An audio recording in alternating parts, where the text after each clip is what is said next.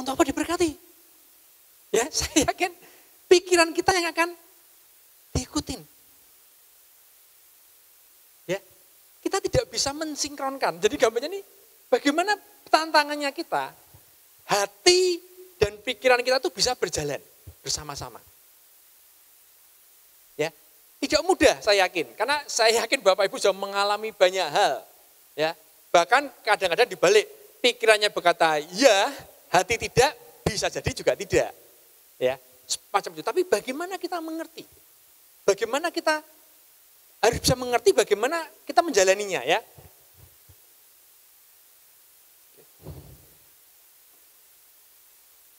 Yang pertama, saya berbicara masalah hati dulu, gitu ya. Kalau berbicara hati, ya saya review di buku saya. Ya. Jadi prinsipnya adalah seperti ini, ya. Saya akan ulang-ulang ini terus karena ini adalah basicnya, gitu ya. Karena ini ada sesuatu yang penting, ya. Kita harus catat bahwa keinginan Tuhan itu adalah menyelamatkan, bukan menghukum. Yang pertama itu. Yang kedua adalah tugas kita hanya menjaga hati. Ya gampang toh? Jaga hati. Ya. Selanjutnya Tuhan yang akan mengerjakan. Yang ketiga adalah kita masuk dalam fase pertandingan iman. Setiap kita itu hari ini masuk ke dalam fase pertandingan iman. Tidak peduli siapapun, tidak peduli apa posisi kita, jabatan kita, tidak peduli. Kita masuk dalam pertandingan iman. Ya. Sebenarnya kalau kita baca di dalam buku saya ini ada 2 Korintus 1 ayat 22, Galatia 5 ayat 22 sampai 23 dan Efesus 6 ayat 10. Sebenarnya saya berani mengatakan bahwa iblis itu tidak berani head to head dengan kita. Ya, berhadapan langsung dulu, yuk. Tantang-tantang itu tidak berani. Kenapa? Sudah dibentengin. Nah, kenapa kok Tuhan seperti ini? Karena di balik semua itu ada hati. Hati, ya. Tuhan sudah menempatkan Roh Kudus di hati setiap orang percaya. Dan itu dibentengin lagi. Dibentengin lagi sehingga harusnya iblis tidak berdaya. Tapi permasalahannya adalah kenapa kok masih bisa terjadi? Ya, mari kita belajar sama-sama.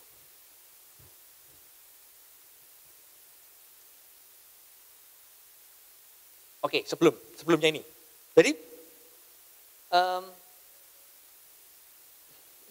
saya mulai belajar untuk belajar Alkitab itu sedikit berbeda dengan biasanya gitu ya. Kalau dulu fase-fase pertama itu, yuk pokoknya baca saja ya. Mudeng-mudeng pokoknya baca gitu ya. Toh. Tujuannya apa? Untuk membiasakan sebetulnya, suatu kebiasaan gitu ya. Akhirnya saya coba naikkan bahwa oke, saya coba untuk menghubungkan Alkitab itu dari Kejadian sampai Wahyu. Apa sih secara keseluruhan? Jadi tidak sepotong-sepotong. Gitu. Karena kalau sepotong-sepotong akan bahaya juga gitu ya. Nah, sekarang saya coba mulai yang fase ini adalah saya mulai belajar untuk mencari polanya. Alkitab itu seperti apa pola-polanya? Saya mau coba cari gitu ya. Makanya sebenarnya malam ini saya dorong ya. Bapak Ibu itu mulai mencatat. Ya. Sebetulnya kalau Bapak Ibu perhatikan minggu beberapa minggu ini saya rekam. Saya minta bagian multimedia untuk merekam. Ya. Kalau Bapak Ibu sendiri tidak peduli, tapi saya peduli untuk Bapak Ibu mendapat 30, 60 bahkan 100-nya itu. Ya, saya rekam, kita akan publish di mana? Di internet. Kalau Bapak Ibu mau mendapatkan 100%, cobalah dengarkan lagi, lihat lagi, pelajari sampai dapat. Ya. Karena eman-eman gitu menurut saya, sayang gitu artinya benihnya sudah ditabur tapi kita tidak ada respon. Karena kalau kita tidak merespon itu, bagaimana kita bisa menghadapi situasi sekarang? Ya. Jadi di dalam Alkitab tadi yang saya pelajarin, ternyata itu banyak tokoh yang ditulis di Alkitab itu tidak kuat-kuat amat sih bahasa saya seperti itu. Ya, Jumat kemarin saya sedikit sharing dengan yang datang domit, saya sharing gitu ya. Saya ambil tema Yusuf bukan Yusuf bapaknya siapa? Yesus bukan, tapi Yusuf. Siapa itu ya? Ya. Saya cuma kasih gambaran aja seperti ini. Bapaknya Yusuf namanya siapa? Bapaknya Yusuf namanya siapa?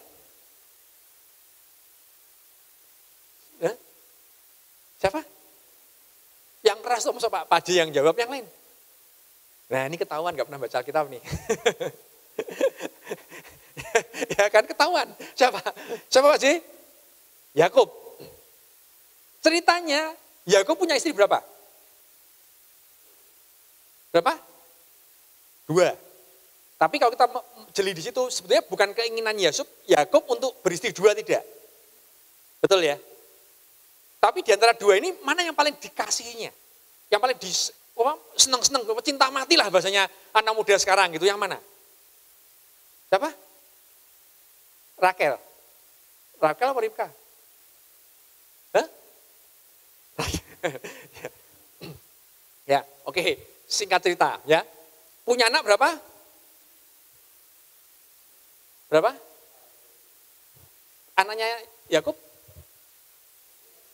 12. Betul ya? Terus ceritanya salah satu anak kesayangannya Yusuf. Yusuf itu anaknya siapa? Tadi tuh istri yang dikasihinya. Yang paling dicintai itu anaknya terakhir gitu ya. Yusuf dan Benyamin. Ya. Hanya gara-gara akhirnya Yusuf itu dijual, ya mau disingkirkan kepada kakak-kakaknya itu loh. Sebenarnya kalau Bapak Ibu jeli membaca, ya, jeli membaca firman Tuhan, itu masa di mana dia mengalami suatu kepahitan. Kenapa? Kalau dibaca masa mudanya masih terjadi masih ada dialog dengan Tuhan dan sebagainya. Tapi begitu Yusuf dijual, sudah tidak ada lagi ceritanya. Dia mengalami suatu terpuruk lah bahasanya sekarang gitu ya. Kok bisa ya anak yang paling saya kasihi kok hilang, mungkin sudah mati seperti itu. Dia mengalami seperti itu. Dampaknya apa? Ya, itu pegang dulu ya. Isu ceritanya seperti itu. Ya, buktinya apa? Buktinya adalah pada waktu kelaparan, ya, terus kan anaknya suruh beli makanan di Mesir. Anaknya paling terakhir itu nggak boleh ikut, Benyamin. Suruh tinggal di rumah. Kenapa? Dia mengalami trauma. Takut kalau anak ini terjadi apa. Makanya yang disuruh berangkat adalah kakak-kakaknya. Ya, itu yang pertama, kita pegang. Yang kedua adalah kalau kita belajar di Alkitab ada namanya tokoh Daud. Ya, setuju? Tahu ya, masih tahu ya Daud ya. Kalau Bapak Ibu jeli lagi membaca, Daud seorang yang hebat, setuju? Setuju ya? Raja yang hebat, setuju? Setuju? Tapi dia gagal jadi seorang ayah. Dia ayah yang gagal. Buktinya apa? Baca. Anaknya sampai ada yang memperkosa, ada yang membunuh dan sebagainya. Kegagalan sebagai seorang ayah. Ya. Tapi apa yang membedakan? Ya. Ada respon di dalamnya. Kalau yang satu ketika dia mengalami bahwa waduh ini kok saya seperti ini terjadi dalam kehidupan saya ya. Ya, dia tidak merespon itu sehingga apa yang seharusnya dia dapat, apa yang dia punya atau potensinya menjadi mati, berhenti. Jadi dengan kata lain kalau saat ini kita masih bahasa kemarin Jumat apa saya ngomong kita punya momen yang memalukan apa kemarin? Kita kan punya momen yang paling memalukan di hidup ini ada enggak? Tapi yang termasuk adalah bukan memalukan. Yang saya ngomong kemarin adalah misalnya kita keluar sandalnya selen, ya satunya biru, satunya hijau. Kan malu toh, bukan yang itu. Tapi memang benar-benar sesuatu yang momen yang memalukan dan itu kita tutup-tutupi. Oh ya aib, ya gampang. Aib, tahu tuh aib? Sesuatu peristiwa di dalam hidup ini yang tidak ingin seorang lain yang tahu. Aib. Ya, tadi. Kalau kita tidak bisa menghandle aib tadi, ya, kita tidak bisa mengatur aib itu, potensinya kita akan kemungkinan hilang. Potensi yang sudah diberikan Tuhan kepada kita akan hilang. Kenapa? Karena kita menikmati aibnya tadi. Ya, tapi kalau Bapak Ibu Saudara baca di dalam Alkitab, justru aib itu diceritakan. Ya, yuk biar tidak terlalu lama. Saya kasih contoh ya. Ini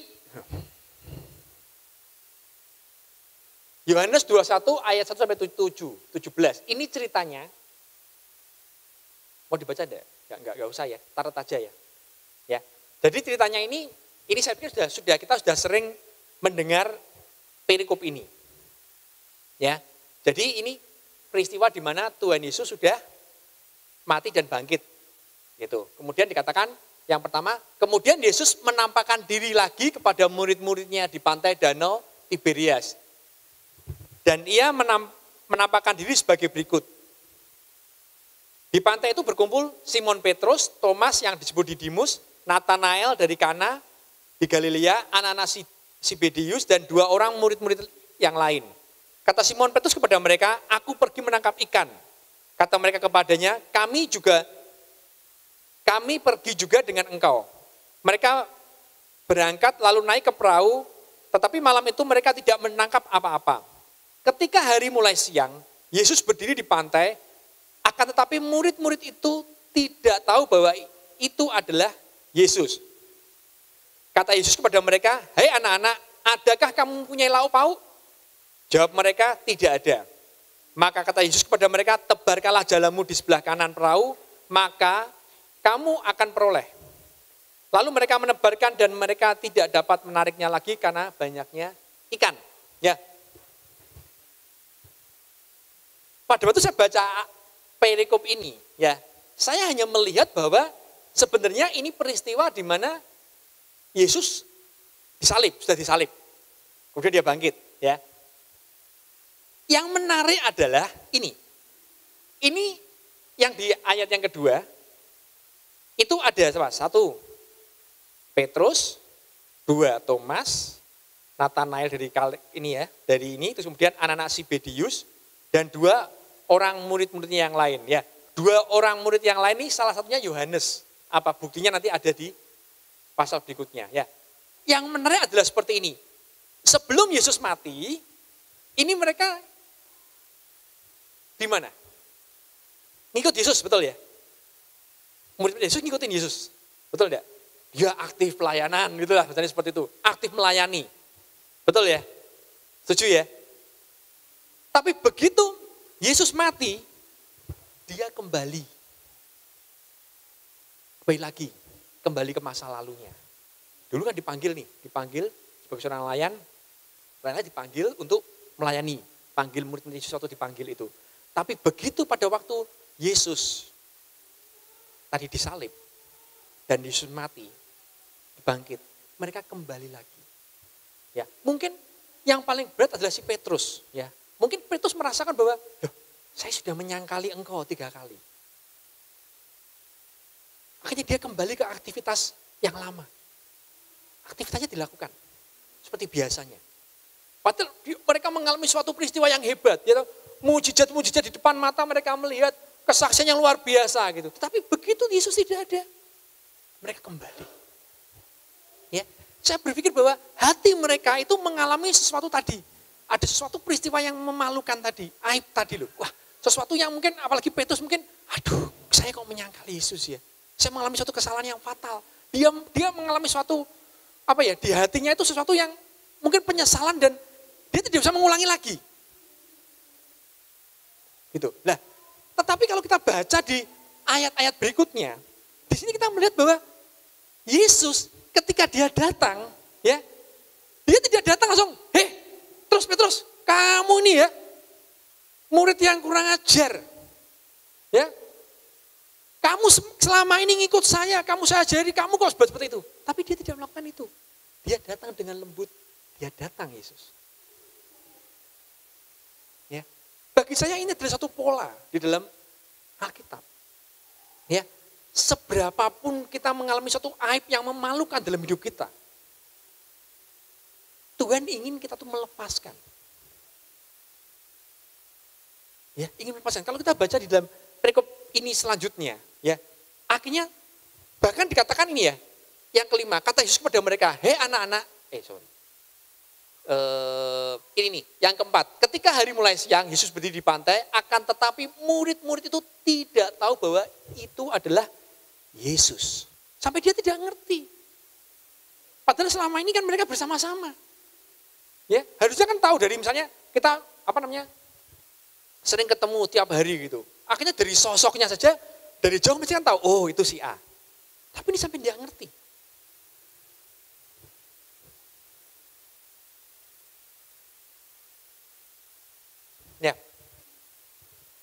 Di perikop ini, saya lagi nyari sebetulnya ya. Tapi ada sesuatu yang menarik menurut saya. Nah ini tadi yang saya katakan, yang 7 nih. Maka murid yang dikasihi Yesus itu berkata kepada Petrus. Ya, siapa yang murid dikasihi Yesus? Yohanes. Ini Yohanes nulis dirinya sendiri loh. Saya itu adalah murid yang dikasihi Yesus. Dan ini kita perlu catat. Ini adalah perkataan profetik menurut saya. Ada suatu perkataan, saya dikasihi Yesus. Itu tidak, bagi saya tidak salah. Kita mengatakan bagi saya adalah orang yang dikasihi Yesus. Saya orang yang hebat. Itu tidak masalah.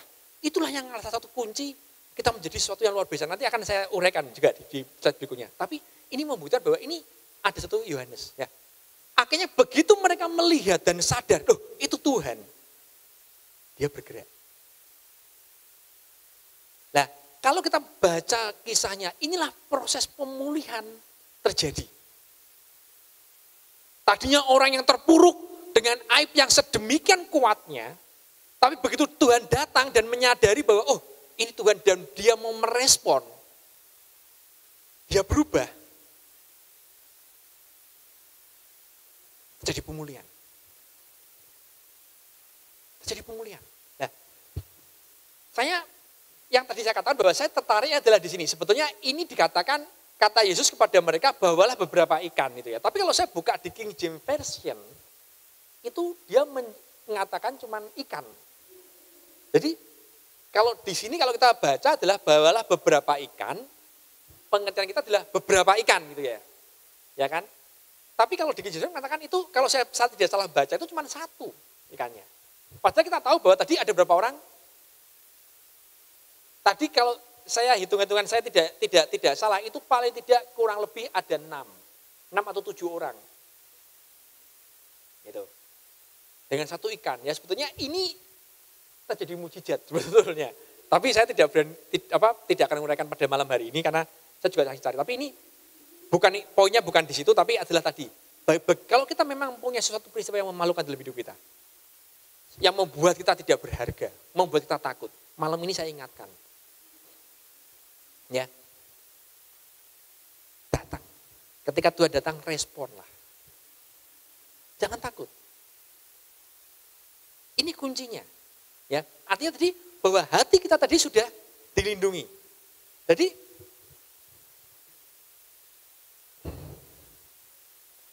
ya, buktinya di sini. Kalau kita baca di ayat berikutnya,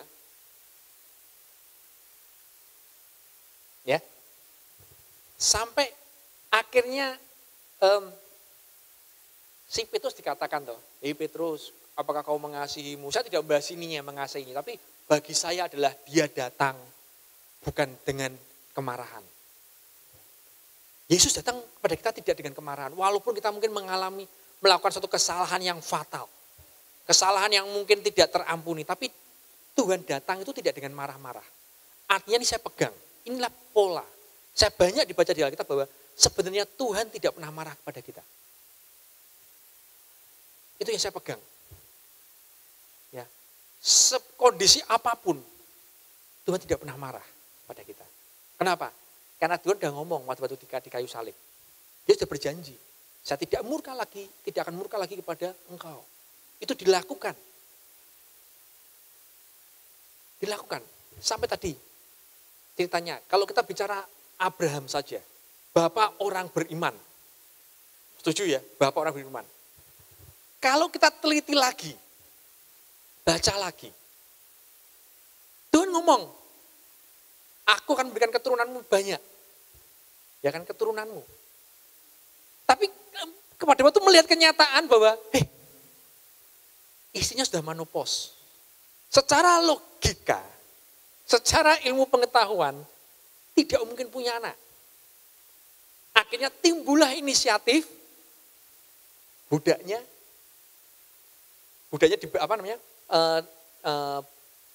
Sarai memberikan budaknya kepada Abraham. Kalau kita berbicara beriman yang seperti apa, Mbak? Apakah ternyata ya tidak beriman-iman yang kuat-kuat amat, tidak gitu loh. Tapi sekali lagi Tuhan tidak mempermasalahkan itu. Ya, ini kuncinya. Ya, jadi malam ini saya mau katakan bahwa jangan takut. Ya, saya tidak terlalu banyak membahas masalah hati karena sudah kita bahas beberapa waktu yang lalu bahwa hati sudah penting ini. Artinya hati kita itu sudah ada Roh Kudus di dalam hati kita. Ya, tinggal sekarang PR-nya bagaimana kita menyinkronkan hati dan pikiran kita. Yuk, kita sekarang belajar masalah pikiran.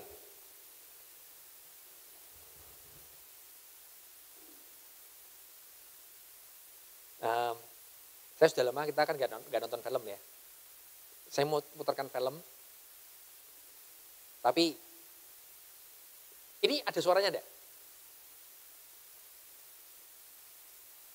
Kalau diperhatikan ya, ini ceritanya adalah film ini singa berburu. Ya toh? Kita lihat polanya bagaimana ciri-cirinya singa itu berburu ya. Kita lihat ya.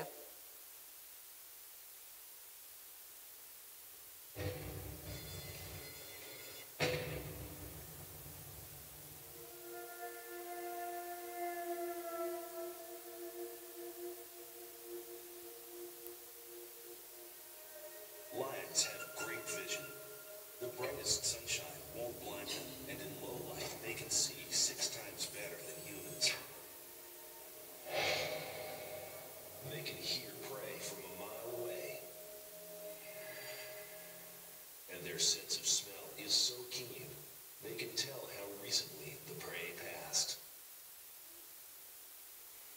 Lions will take on prey more than twice their size. A full-grown zebra can weigh nearly half a ton.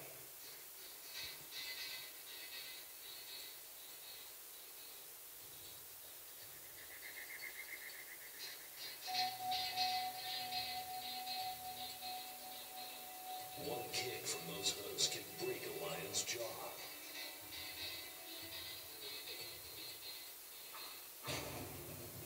Lions are sprinters, not marathoners. They can hit 35 miles an hour, but only for a few seconds.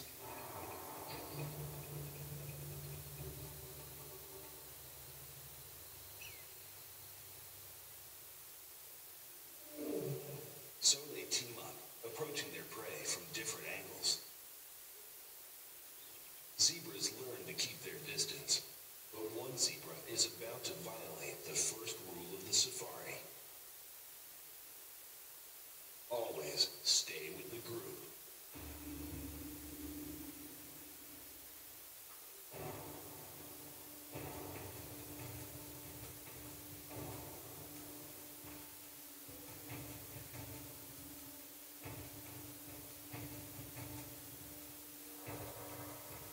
The lion will go for the typical death blow, crushing the windpipe.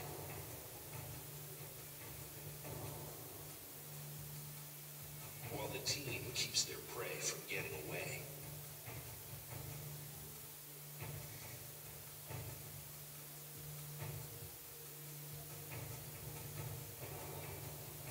Of all the world's cats, Ya.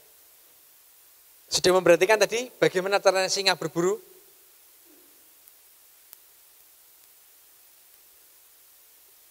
Sudah memperhatikan ya? Sudah ya? Oke.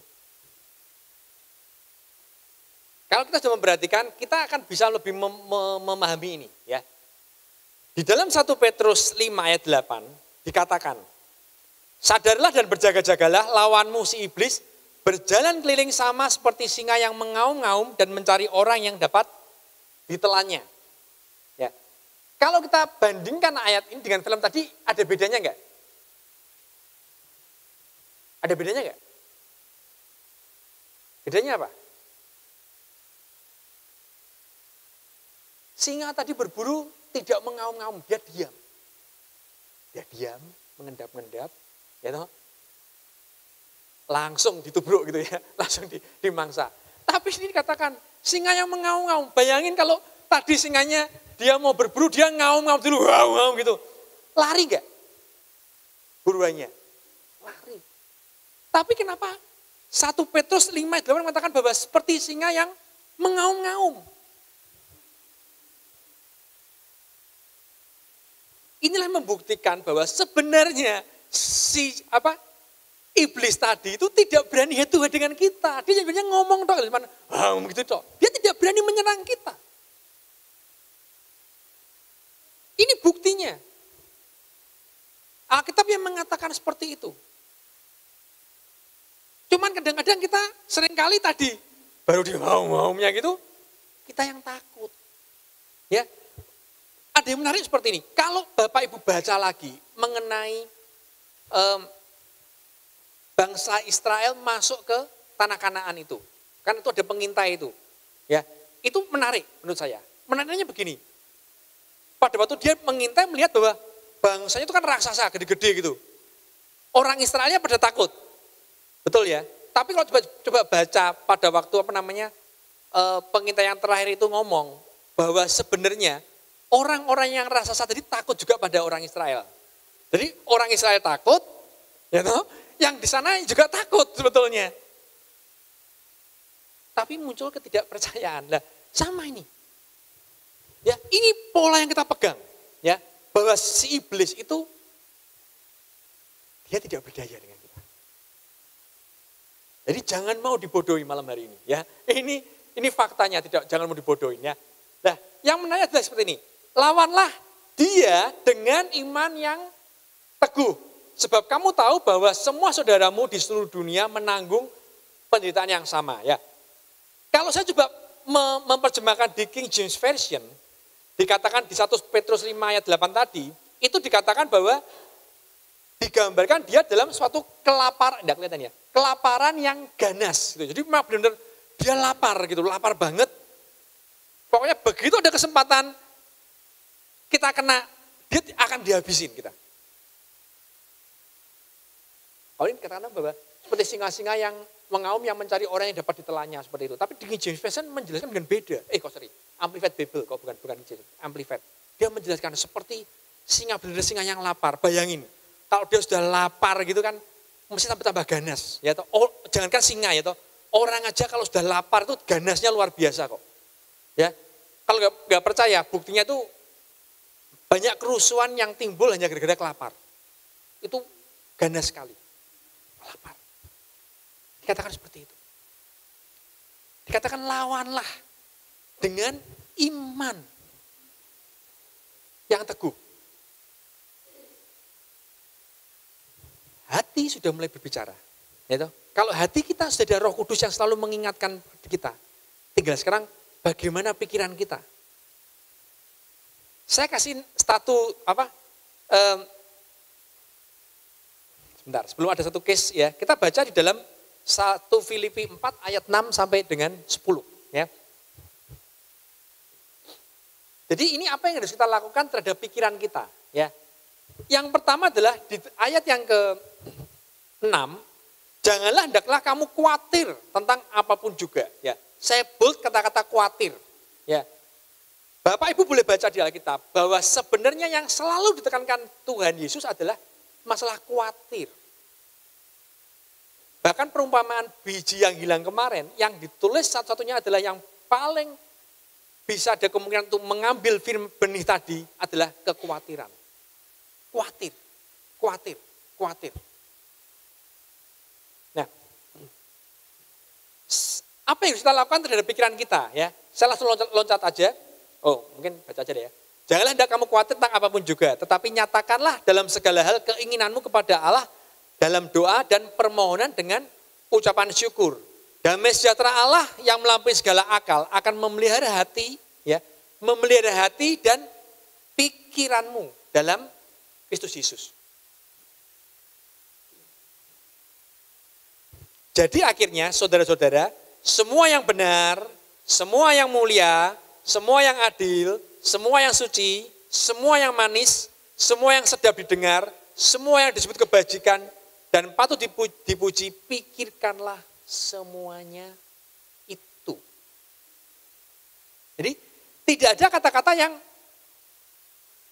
pikirkanlah utang, pikirkanlah masalahmu, pikirkanlah, tidak ada. Semua kata-kata positif yang muncul. Ya. Kenapa? Saya sering ngomong bahwa kita adalah apa yang kita pikirkan. Ya, kalau kita memikirkan diri kita negatif, pasti akan jadi negatif.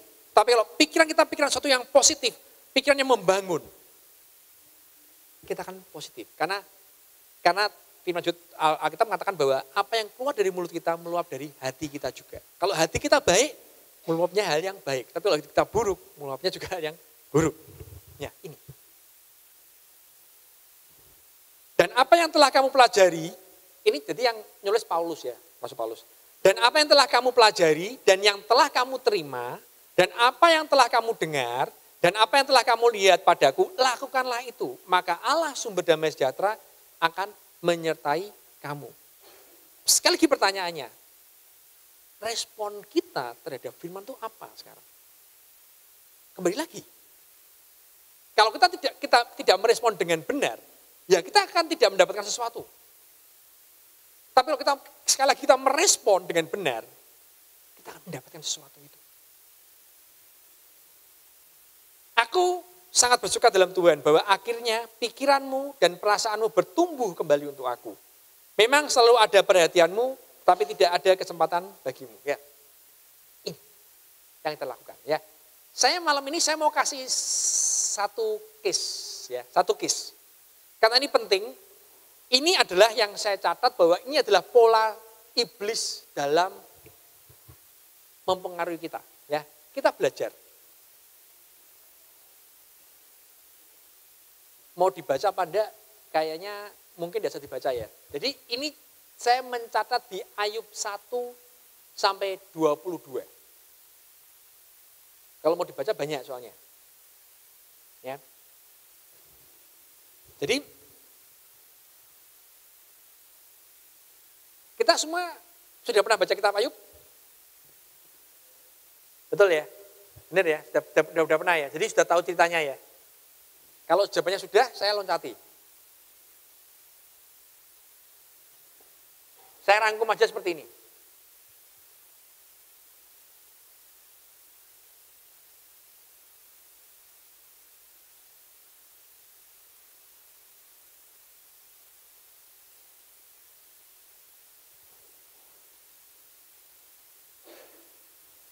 Jadi di dalam Ayub 1 sampai 22 itu saya bagi 4 kelompok.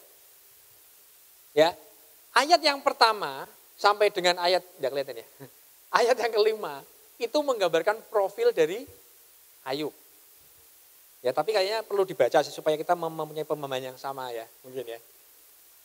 Saya bacakan saja. Jadi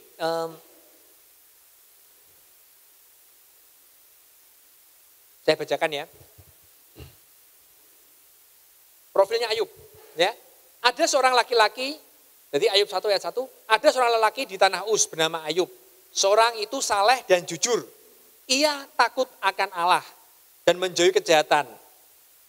Ia mendapat 7 anak laki-laki dan 3 anak perempuan. Jadi Ayub orang yang saleh dan jujur, anaknya 10. Ya. Ia memiliki 7.000 ekor kambing domba, 3.000 ekor unta, 500 pasang lembu, 500 keledai betina dan budak-budak dan seterusnya. Pokoknya ini menggambarkan Ayub orang yang kaya. Ya, karena pada zaman dulu masih belum ada trading. Ya, jadi artinya hartanya mereka lebih banyak kepada ternak. Gitu. Semakin ternaknya semakin banyak ya semakin kaya gitu. Karena saya pikir kalau kita mau buat persamaan sekarang bisa juga ya. Jadi kalau bicara lembu ya, lembu tuh sapi itu 1 ekornya udah puluhan juta loh. Ya, itu kalau di sini katakan ada 500, kalau itu saya anggap 10 juta saja. Kalau dia punya 500 pasang itu sudah berapa miliar. Ini baru lembu, belum kambing dan sebagainya. Ya, jadi ini digambarkan orang yang kaya. Seperti itu. Nah, yang di fase kedua adalah Tuhan dan iblis. Jadi itu ada dialog. Ya, kita bacakan. Ayub 1 ayat 6. Pada suatu hari datanglah anak-anak Allah menghadap Tuhan. Dan di antara mereka datang juga iblis. Maka bertanyalah Tuhan kepada iblis. Dari mana engkau? Lalu jawab iblis pada Tuhan. Dari perjalanan mengelilingi dan menjelajahi bumi. Saya pengen bantu multimedia aja lah. Bisa dibantu?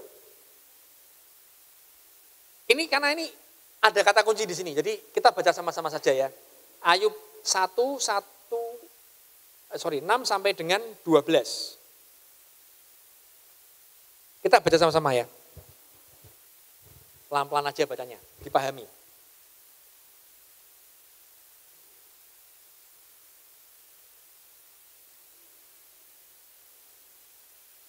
Ayub 1, 6 sampai dengan 12.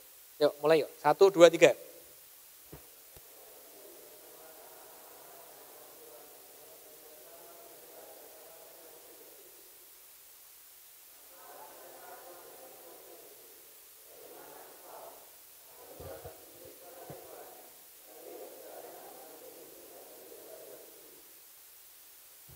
Lalu bertanyalah Tuhan kepada iblis, apakah engkau memperhatikan hambaku Ayub? Sebab tiada seorang pun di bumi seperti dia, yang sedemikian saleh dan jujur, yang takut akan Allah dan menjauhi kejahatan. Lalu pada Tuhan,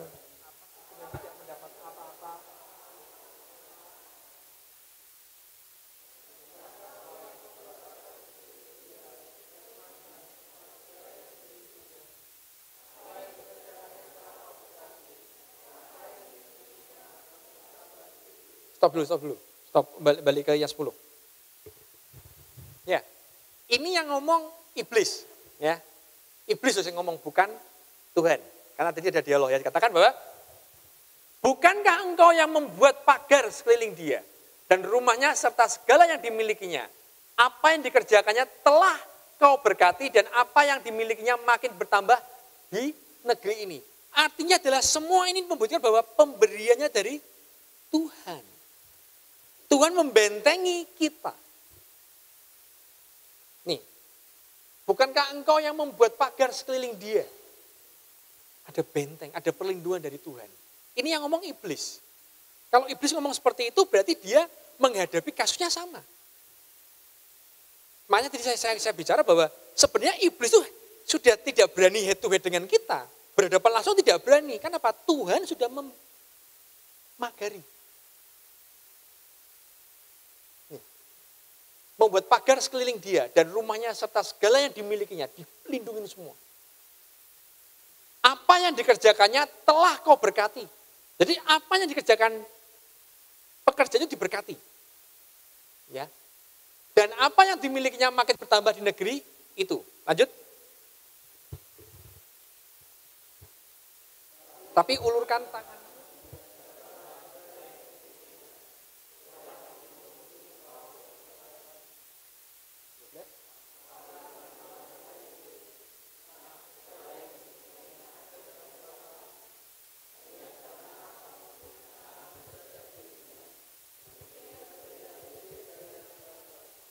Ya, tolong ke PowerPoint saya.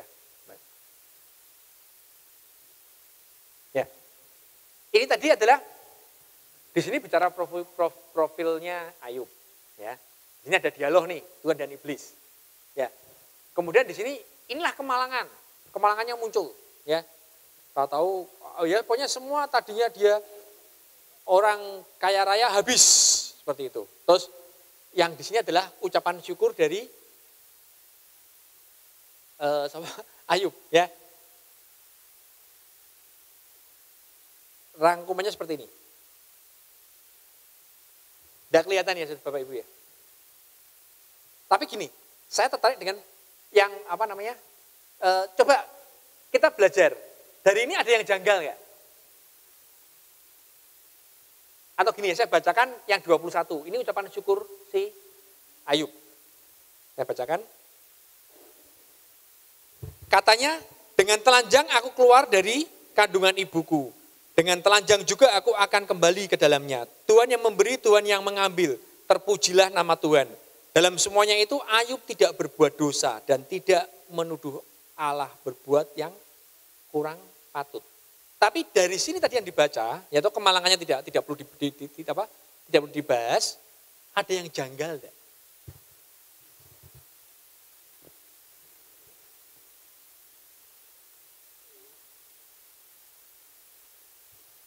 Ada Ada yang janggal nggak kira-kira?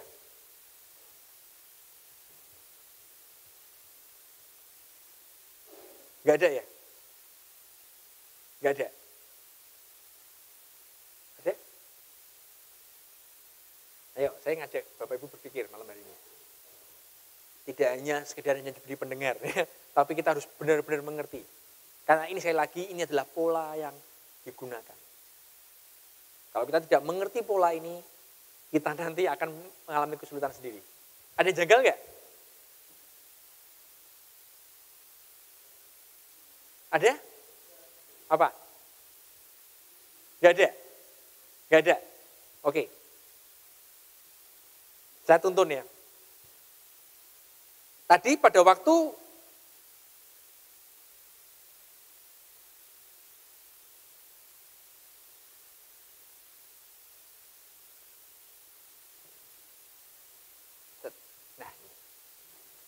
ini tadi ada dialog antara Tuhan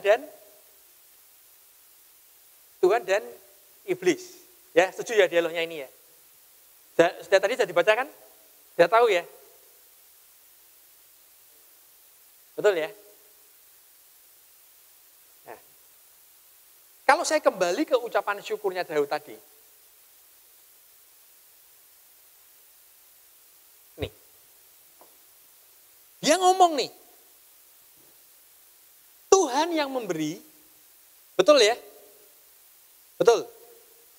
Tuhan yang mengambil. Betul enggak? Betul enggak? Tidak. Tuhan yang memberi betul. Tapi begitu ayo ngomong Tuhan yang mengambil, tidak.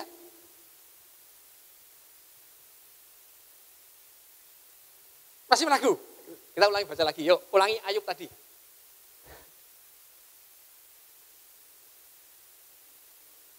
Ayub 6. Ayub 1. Nah, nih. Sorry. Apa langsung ke 10 ya? Iya. Bukankah engkau yang membuat pagar sekelilingnya terus sebagainya? Oke ya, kita sudah setuju dengan ini ya. Next. 11. Tetapi ulurkanlah tanganmu dan jamalah segala yang dipunyainya. Ia pasti mengutuki engkau di hadapanmu. Ini yang ngomong iblis. Betul ya? Next.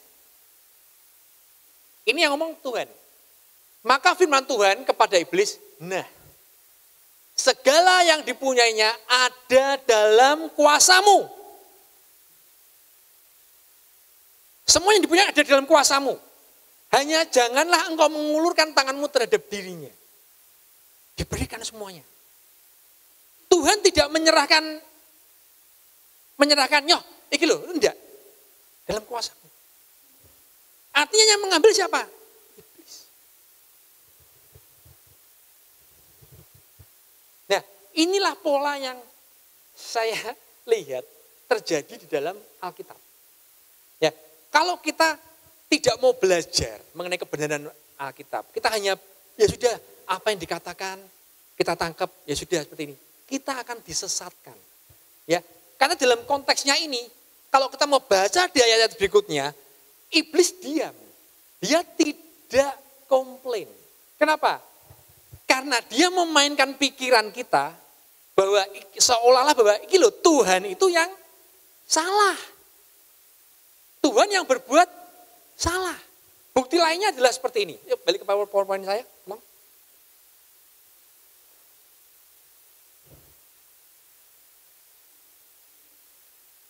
Ini peristiwa Adam dan Hawa. Ya. Aduh, kita kecilin lagi ya. Jadi di dalam Kejadian 2 ayat 16 sampai 17 dikatakan, lalu Tuhan Allah memberi perintah kepada manusia, semua pohon dalam taman ini boleh kau makan buahnya dengan bebas. Tetapi pohon pengetahuan yang baik dan yang jahat itu janganlah kau makan buahnya. Sebab pada hari engkau memakannya pastilah engkau mati. Yuk mungkin di multimedia aja supaya biar lebih jelas. Yuk Kejadian 2, 16, 17. Kejadian 2.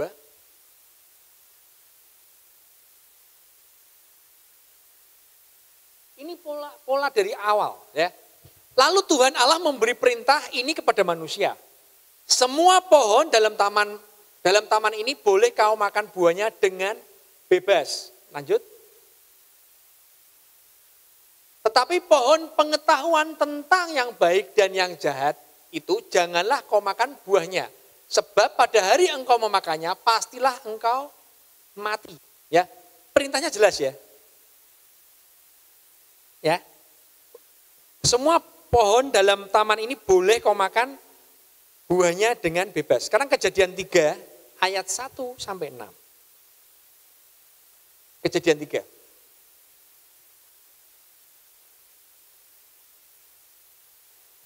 Adapun ular ialah yang paling cerdik dari segala binatang di darat yang dijadikan oleh Tuhan Allah. Ular itu berkata kepada perempuan itu, tentulah Allah berfirman, semua pohon dalam taman ini jangan kamu makan buahnya, bukan? Sama enggak? Sama enggak yang dikatakan Tuhan? Enggak kan? Dibelokkan dikit. Dibelokkan. Ya. Kedua, lalu saat perempuan itu kepada ular itu, buah pohon-pohonan dalam taman ini boleh kami makan. Tahu ya? Berarti si Hawa ini dia jelas apa perintahnya Tuhan tahu. Betul ya? Lanjut, 3. Tetapi tentang buah pohon yang ada di tengah-tengah taman, Allah berfirman, jangan kamu makan ataupun raba buah itu nanti kamu mati. Masih benar. Ya, ini yang berkata bahwa si Hawa. Lanjut. Tetapi ular itu berkata kepada perempuan itu, sekali-kali kamu tidak akan mati. 5. Tetapi Allah mengetahui bahwa pada waktu kamu memakannya, matamu akan terbuka dan kamu akan menjadi seperti Allah, tahu tentang yang baik dan yang jahat. Ini perkataan iblis. Ya, iblis ngomong seperti ini. Ya, lihat polanya. Ini dia nyebut Allah, seperti Allah. Pertanyaan saya, Allah yang mana? Kenapa? Karena Allah tidak ngomong seperti ini. Allah tidak ngomong bahwa pada waktu kamu memakannya, matamu akan terbuka dan kamu akan menjadi seperti Allah. Tidak. Allah tidak pernah ngomong seperti itu. Pada waktu kamu memakannya, kamu akan mati. Tapi iblis ngomong seperti ini. Ini Allah yang mana?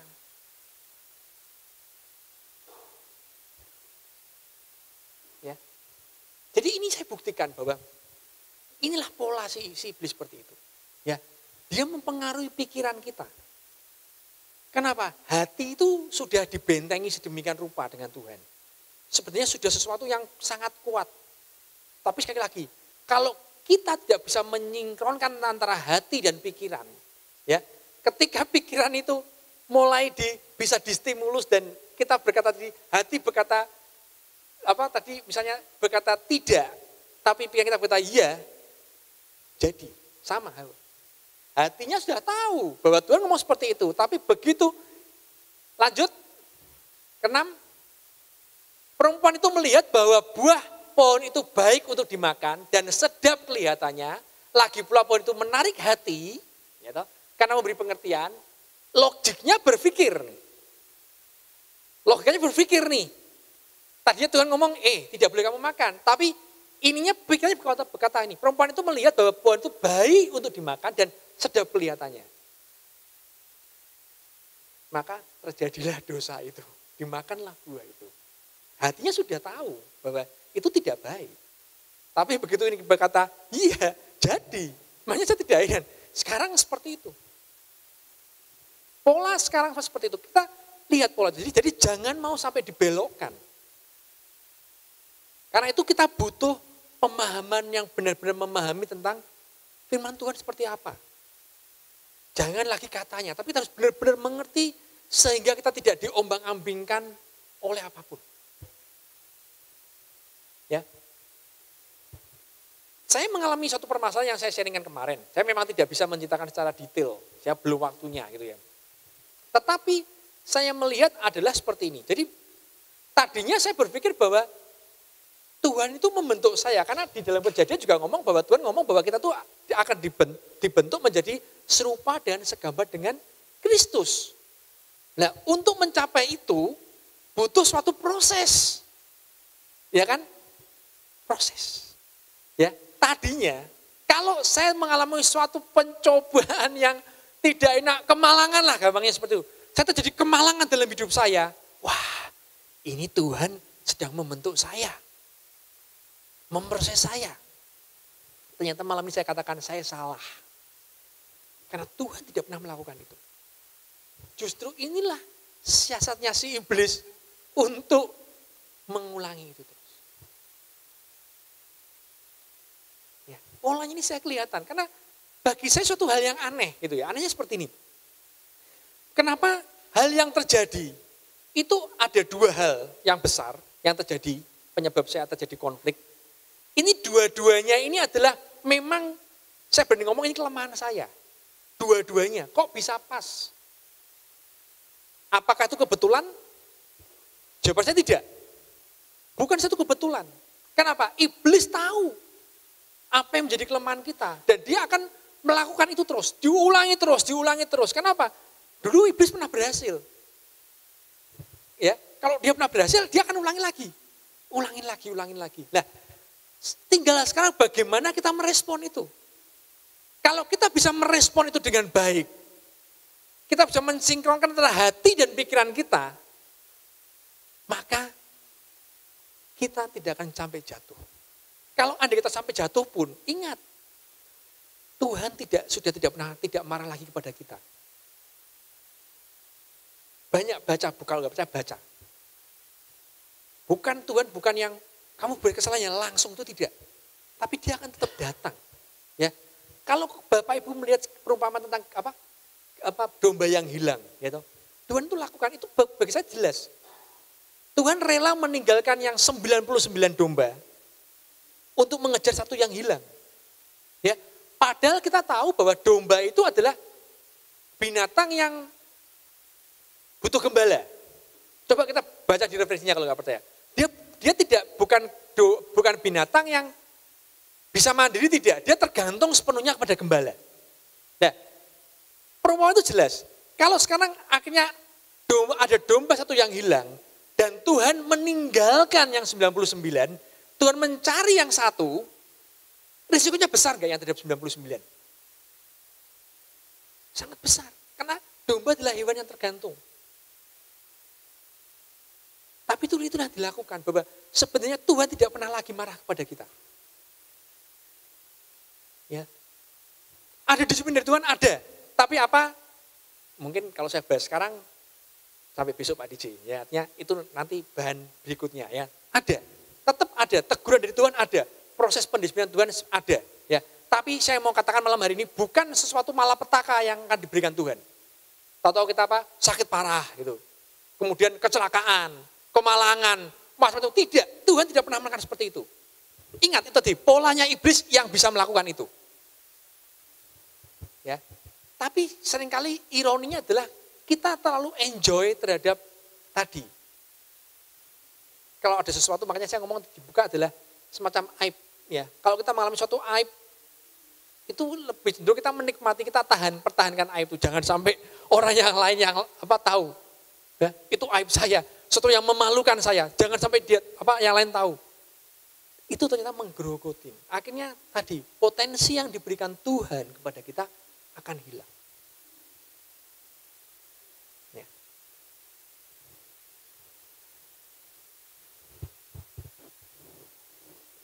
Sedikit lagi.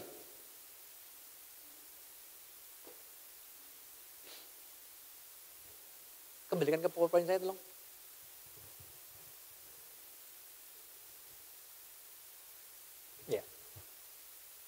Sebagai penutup, saya kasih gambar nih, saya nggak kasih banyak ayat, saya akan jelaskan saja ya. Tadi di 1 Petrus 5:9, lawanlah dia dengan iman yang teguh. Ya. Ini buku saya.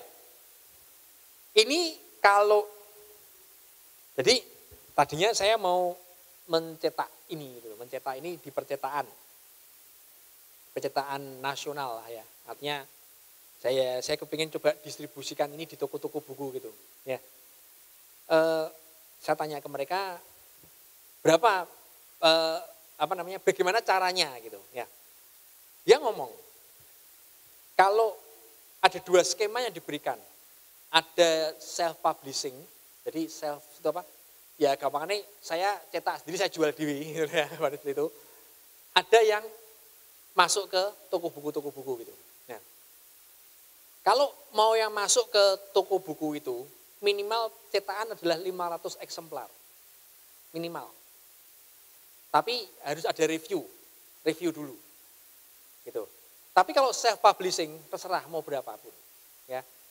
Jadi tebel seperti ini, kalau saya melakukan self publishing dengan 100 cetakan, itu harga satu bukunya 160.000. Nih, bukunya ini. 160.000, ya. Kalau 300 itu menjadi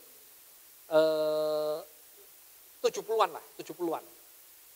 70.000. Kalau 500 skema self publishing ya menjadi 60-an.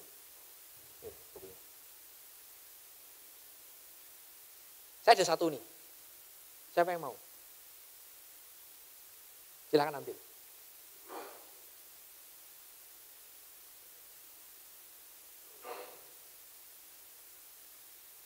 Gratis.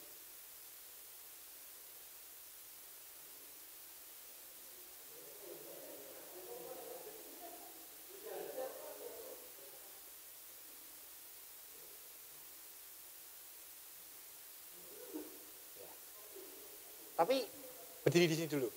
Bentar. Ini contoh. Saya berikan contoh, ya. Saya berikan contoh. Ya. Tadi lihat Bu Louis, apa yang dilakukan? Kita jelas mengatakan gratis. Ya. Kenapa yang lain tidak berespon? Kenapa kok ragu-ragu? Inilah yang saya katakan sebagai iman. Kita tahu banyak janji Tuhan, banyak. Setuju? Betul ya, setuju ya? Tapi pertanyaannya, berapa banyak yang kita dapatkan janjinya itu? Ada? Boleh silahkan duduk. Ada? Ada yang kita dapatkan janjinya? Saya sudah mendengarkan ratusan kali khotbah, saya sudah mendengarkan semuanya, tapi ya saya kok seperti ini saja. Hidup saya kok masih seperti ini saja. Tidak ada sesuatu yang perubahan. Kenapa? Karena loh, kita tidak berani bertindak. Tuhan sudah menyediakan, ini loh janji saya banyak, gratis. Tapi kita itu tidak berani untuk mengambil. Artinya malam ini saya katakan, kalau kita mau dapat janji Tuhan banyak, tergantung seberapa banyak kita mau ambil itu. Kalau kita tidak mau mengambil itu, ya kita tidak akan dapatkan. Butuh, bukan sesuatu yang ragu. Saya pikir kalau Bu Louis tadi meragu-ragu untuk maju, dia tidak akan dapatkan. Mungkin Bu Louis ragu-ragu, tanya-tanya Bu Wahyu yang maju. Dapat Bu Wahyu. Ini loh contohnya. Dengan iman.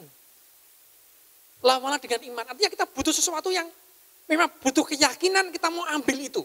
Dan itu jadi. Ini kunci. Artinya sekarang, kalau Bapak Ibu mengalami satu penyakit, ya, contohnya gampangnya seperti ini. Ya, malam ini saya kasih satu test case, ya, tapi yang mungkin yang cuma datang kemarin jangan jawab ya. Sekarang kita bagaimana? Sudah tahu mengenai janji Tuhan, kita bisa ngambil. Kita yakin bahwa kita sanggup melakukan itu semua? Yuk, saya dengar yang keras. Amin ya. Saya mau kasih satu kasus. Misalnya kita sakit. Kemudian kita lab. Gitu. Keluar hasil labnya. Gitu. dokternya ngomong,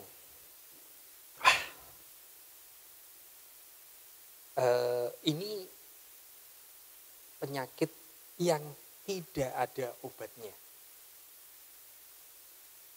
Dan menurut lab ini, umur bapak atau ibu tinggal 1 minggu.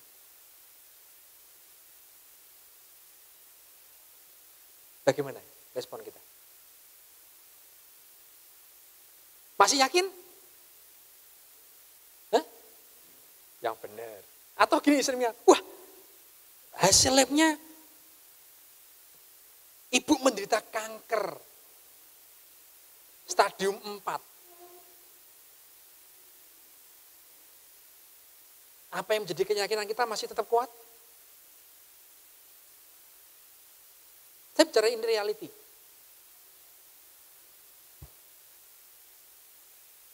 Masih bisa pegang? Berani pegang? Atau kita ngomong bahwa, keadaan dunia, keadaan ekonomi sekarang tidak lagi buruk.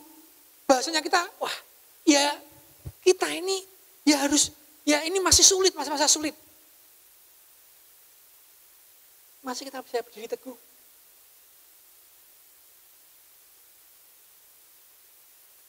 Janjinya jelas, Tuhan ngomong bahwa semua penyakit ditanggung di kayu salib. Iya, betul. Setuju, amin, ya. Tapi kanker. Apakah saya masih ada kesempatan untuk sembuh? Tuhan ngomong, engkau akan terus naik dan bukan turun. Ekonominya lagi resesi, Pak.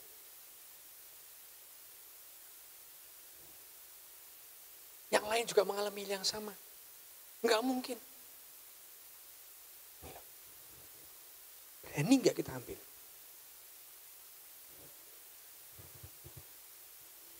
Berani enggak kita tetap yakin bahwa saya akan terus naik dan bukan turun. Saya akan menjadi kepala bukan ekor. Saya akan tetap sehat. Saya akan tetap sejahtera. Umur panjang. Masih yakin?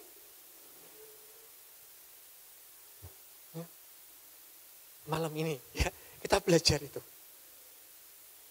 Kita harus sinkronkan hati dan pikiran kita.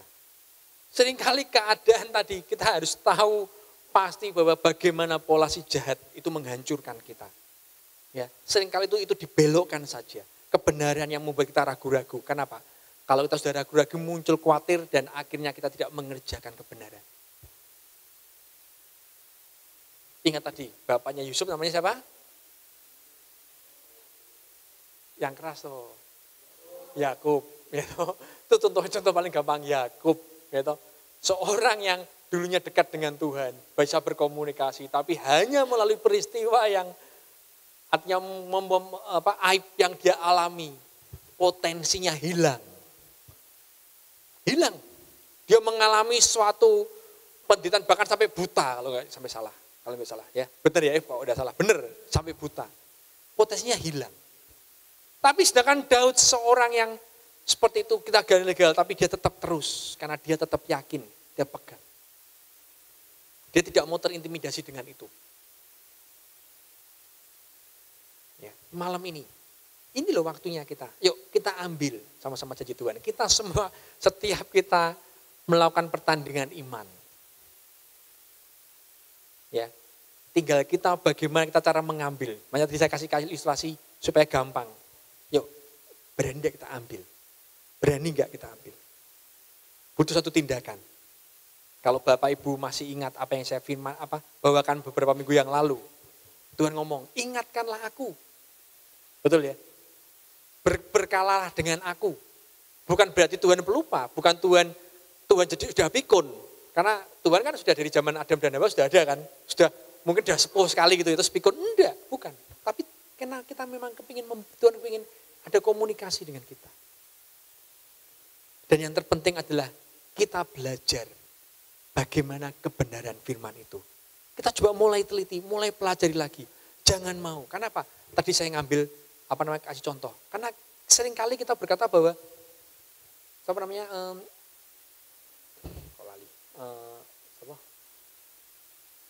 lupa saya ya. Ayub. Ya, seringkali kita ngomong bahwa Ayub itu Tuhan menyerahkan Ayub kepada iblis. Kita dapat seperti itu. Waktu sekolah minggu digitukan seperti itu dapat. Tapi begitu saya baca, tidak. Tuhan tidak pernah menyerahkan Ayub. Kesalahan itu fatal. Akhirnya karena kita menangkap itu bahwa kita akan bisa ambil kesimpulan bahwa berarti kita bisa diserahkan, Tuhan menyerahkan kita kepada si jahat. Padahal tidak. Dia memagari kita. Jangan mau dibolak-balikkan. Jangan mau selalu seperti itu. Karena sesuatu yang dibolak-balik itu membingungkan. Ya. Karena apa? Contohnya gini. Kemarin Sabtu kemarin adalah bukan Sabtu kemarin ya. Dua Sabtu kemarin. Saya reuni sama teman-teman saya gitu. Ya. Terus akhirnya pulang gitu saya nganter satu teman saya yang rumahnya cukup jauh. Dia berjemaat di salah satu gereja yang besar. Gitu. Sekali lagi, pada waktu kita terjadi dialog gitu, tadinya saya tidak terlalu banyak membahas, kita cuma hanya karena sudah lama nggak ketemu kita mau ngobrol biasa saja gitu. Tapi tiba-tiba kok dia menyinggung buku saya sebetulnya, ceritanya seperti itu. Nah, tadilah akhirnya dialog gitu. Nah, saya melihat kenyataannya banyak orang-orang yang sudah mulai seumuran dengan, jadi keluarga-keluarga yang sudah mulai dibangun di atas 10-15an ke atas itu mulai terjadi banyak yang goncang. Ya, saya melihat teman-teman saya juga sudah mulai seperti itu, ada yang sudah mulai pisah, ada yang mulai udah cerai, itu terjadi. Karena mereka tidak mengerti kebenarannya. Bahkan teman saya tadi ini, saya sampai tanyain, kamu yakin tidak mati masuk surga? Yakin dong, dasarnya apa? Ya, dia jawab, saya pakai pola bolak-balik. Pertanyaan tak bolak-balik loh. Pertanyaannya, dia bingung. Saya cuma berpikir bahwa, sama. Kalau kita tidak paham benar dengan firman itu, kemudian si iblis itu mulai membolak-balikan fakta, kita akan bingung. Saya ngomong ke teman saya, kalau kamu memang yakin masuk surga, dasarnya apa? Ya kalau kita percaya kan masuk surga.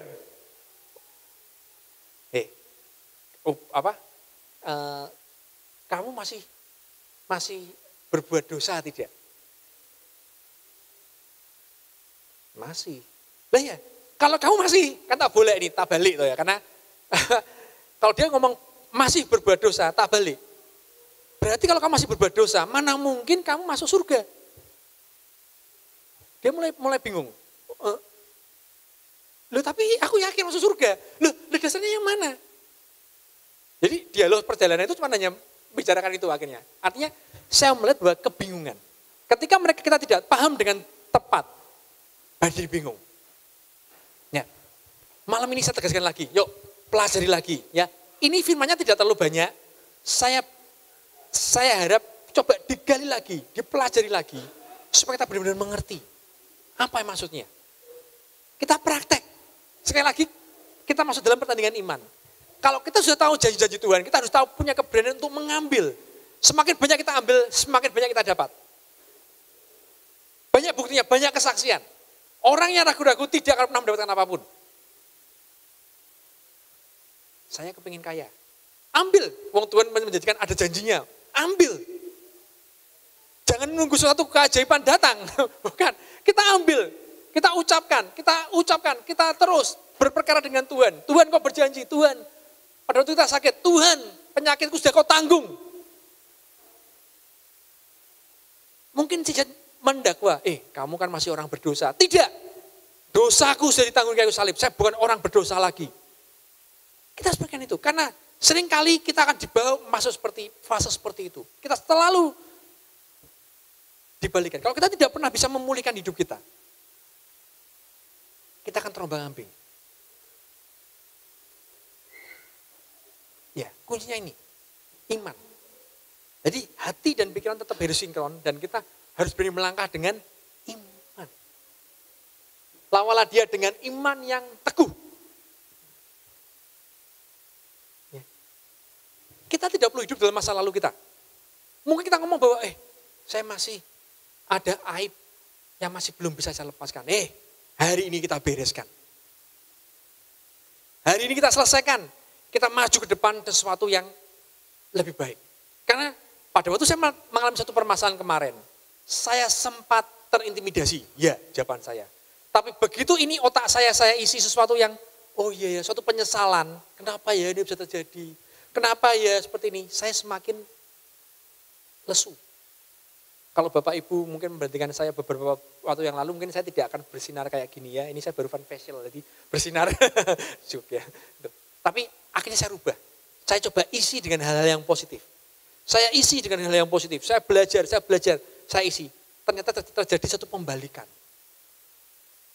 Jadi begitu iblis mulai mengintimidasi, saya lawan. Tidak, firman-Nya ngomong seperti ini. Dia ngomong ini, tidak seperti ini. Saya lakukan itu terus, saya lakukan itu terus, saya lakukan itu terus. Begitu saya mengalami satu mulai down, bukan berarti saya, jadi maksudnya gini, kita tuh manusia bukan sempurna. Ada sesuatu di kalanya bahwa kita mungkin mengalami suatu hal yang melelahkan gitu. Kok bisa terjadi seperti ini?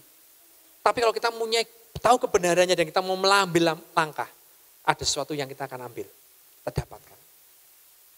Mari kita berdoa.